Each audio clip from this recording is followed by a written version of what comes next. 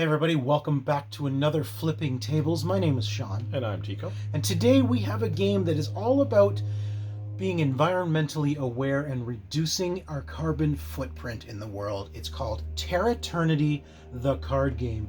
A card challenge, I'm sorry. This is actually sort of a sister product to the main Terraternity game, which is a Euro style game on a huge board. This is the card challenge that has the same idea around being carbon neutral in the world, but boiled down into a very simple but dexterous card game, and we'll show you exactly what that means.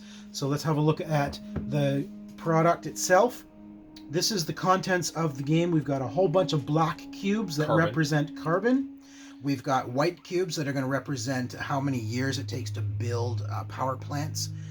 And then we have the mega plant cube, which cuts down the amount of time to cure your carbon. We have countries and we have energy. So the country is going to be the countries of the world where you're going to build energy plants to help that country become carbon neutral.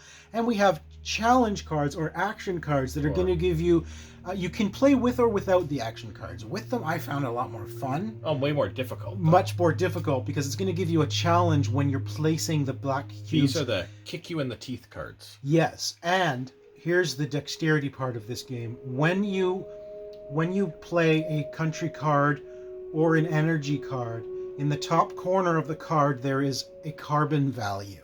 That means you have to take that many black cubes and stack them on top of this globe.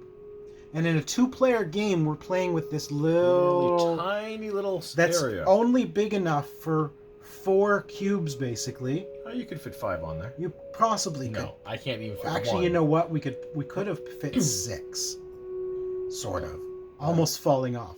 But you have to take the carbon values of the cards you play and stack them. And these action cards may give you a challenge. This one says place cubes between the second and third finger. So in order to do that, you have to follow the instructions to pass that challenge.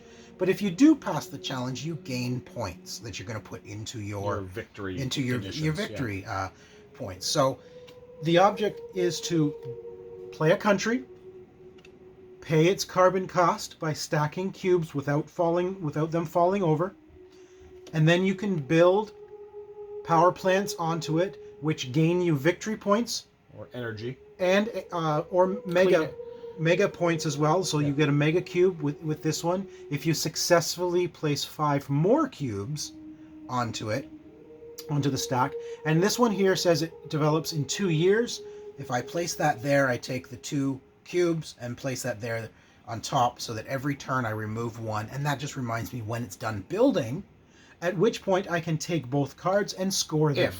If your total clean energy, the green so the cube 2 areas, green energies must be greater than or equal to the country's output. Right. In this case, if I played the 4 on the 4, that's 8. That is greater. Let's get this closer to the camera. So the 4 plus the 4 is greater than the 6. I have now made that country carbon neutral, and I can score it after these 2 cubes are gone, which is after 2 turns and 2 years. The object of the game is to be the first player to make 5 countries carbon neutral, and you add up your scores, your green cubes, to decide what your end score is. Do you want to explain what you did a lot? Oh yeah, a lot. So as you're placing your cubes, if you happen to do what I've just done there, knock them over for the billionth time, you have created basically an environmental disaster. That's right. And so what happens so you take your country, and perhaps you did it on your energy as you were building it. And then so that goes into your victory sideways. And what happens is the black carbon cubes count as negative score for you when you're counting up your end goal. So the last game we played, Tico, I believe I scored a 61. Yeah, no, I'm not. And what was your score? Just remind me. It was only -8. Yes, yeah, that's only good. That's great. So I'm not. Guess what, folks? I won a game against him, and I trounced him big time. It is. I have fat fingers. I am not good at dexterity. That's just how this goes. So what ends up happening is once you've done that, it also clears off the table for the next player. You end your turn immediately. You lose those points. They go into a negative. And this is now reset. reset for the next player to go, and they've got a much easier go out. Now, there are some very difficult action cards if you're playing with the action cards. There's some that say you have to place, 4 of them with your non-dominant hand, yeah. And you have to place them, like, all at once. And when you've got a tall tower... Right. Yeah. You can really... Or if you've got a tower, it tells you to place 4, and say you've got that. So you can't really see it, but there's an extra cube right here. Yeah. Now you have to place 4 on top of... And you have to place the 4 at once on top of that. So somehow you've got to figure out how to get the 3 that don't touch that around without... And you didn't do it. See, Tico just rage quits games like this. It was not... No, that was an accident. The Earth... Yeah. Rotated. I thoroughly enjoyed this. I thought it was really fun. Yeah. But I also won the game. I trounced you big time. Absolutely. It was fun. That's one of the things I did, not that necessarily that I lost, but that imbalance. The reset. The reset. So when I screw up, and that's great, I perfectly, it puts you so far behind. Yeah. That there's almost not an ability to catch up, because every time you're knocking him over, you're also giving your opponent a free turn. This is 2 to 6 players, so it would be 1 player would get a free slate. Right. I would like to see maybe even as a table rule or as a house rule that if you knock them over, they stay. Whatever's still on top stays on top. Right. And you continue from there. Now you got to build up and try to build it and reshape it, because if there's, think about it even from an environmental point of view. Yeah. When there's a disaster, the world isn't reset back to nothing. No, you continue where the disaster left you. Yeah. Right? So if it left you with this small stack or even misplaced stack, you have to continue from there, making it actually makes it harder for the next person as well. Yeah. And that's the way it should be, as opposed to, because you ended up, again, you had so many points accumulated. I'm sitting there in the negatives. I'm starting again from, I have to place 14 or something, but I can't start from scratch. And the only way for me to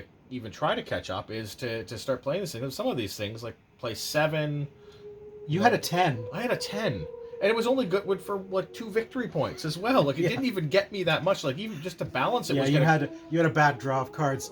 It's interesting. It is a fun game, and it brings awareness. Some of the action cards are not just what you need to do. They're awareness cards. They're actually giving you facts about how much CO2 is used by cars, by burning fuel, by whatever, and gives you ideas of how to save energy.